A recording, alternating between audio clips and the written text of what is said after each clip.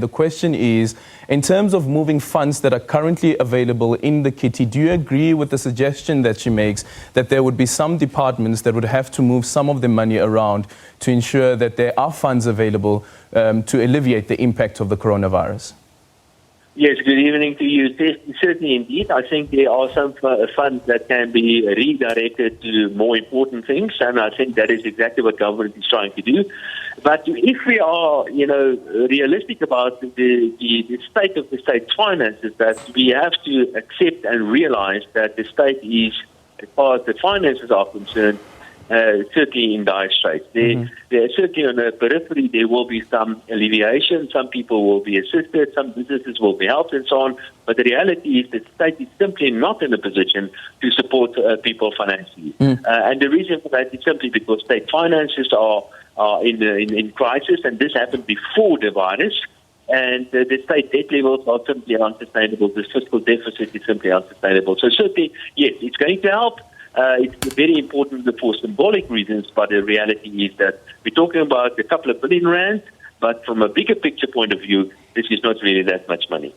Speaking about our kitty and also about the economic outlook, considering that a briefing also last week from the Reserve Bank, and now the expectation from Moodys as well, which is set to make an announcement later on this week, do you think that they will downgrade the country considering what we're facing at the moment?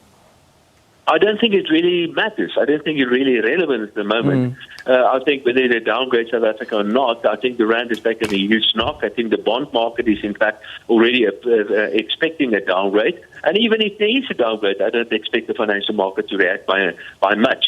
In fact, I think what the Reserve Bank has done, and that certainly is a silver lining, is that the Reserve Bank, the way that they have been conducting monetary policy in recent years, has been quite conservative, putting the Reserve Bank in a position where they can actually cut interest rates and accommodate, from a monetary policy point of view, the economy to a certain extent. But from Moodys, as far as Moodys is concerned, whether they downgrade South Africa or not, I don't think that is really of a concern at the moment. But from a Reserve Bank's point of view, because of the way that monetary policy has been conducted in recent years, there certainly is more space for the Reserve Bank to move in terms of monetary policy. And in fact, we've already heard that some of the banks have announced certain measures to make it easier for their clients to repay their loans. And I guess that the Reserve Bank is behind all of this mostly.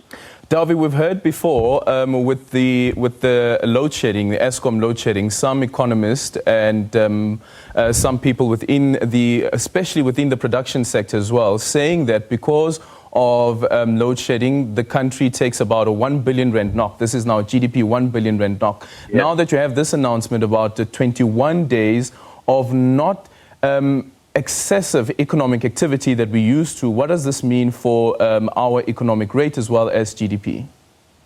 Yes, indeed. I think this is an opportunity. Of course, it's difficult times that we're going to go through, but we should see the opportunities in this as well. And I think one of the opportunities certainly is that demand for electricity will be at a low. This is an opportunity for Eskom to do the necessary maintenance.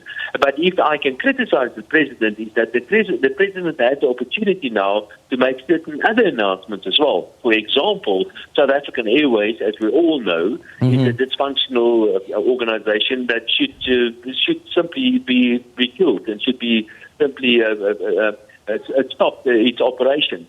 Rather use the money that you would have used on South African Airways to use on private sector companies that are much better run. The same goes for Eskom.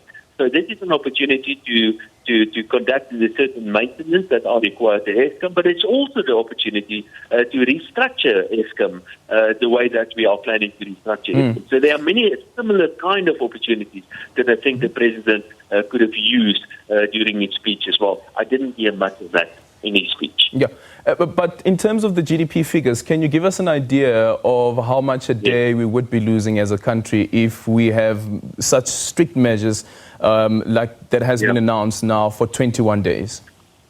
Yeah, very difficult to say. I made some calculations before the most recent announcements of the president. I suspect that the first quarter's economic growth will be quite a significant contraction. Maybe we're talking about 3-4% minus in the first quarter. The second quarter is going to be the really bad quarter. We're talking about -5, maybe even as much as minus 10% contraction in economic performance in the second quarter. And then in total for the year, I think minus 3, minus 4% contraction for the year in total could be quite possible. So we're talking about a significant slowdown in economic activities in South Africa. Of course, everything is very, very volatile. There are so many moving parts, very difficult to give an exact number to this. But without a doubt, the South African economy is going to go through an extremely difficult time, and the result of that will be an increase in unemployment, and it will be an increase in poverty as well. Economist Dawie Roodt joining us. Thank you so much there for your reaction. And I guess, Sepiso, what this also means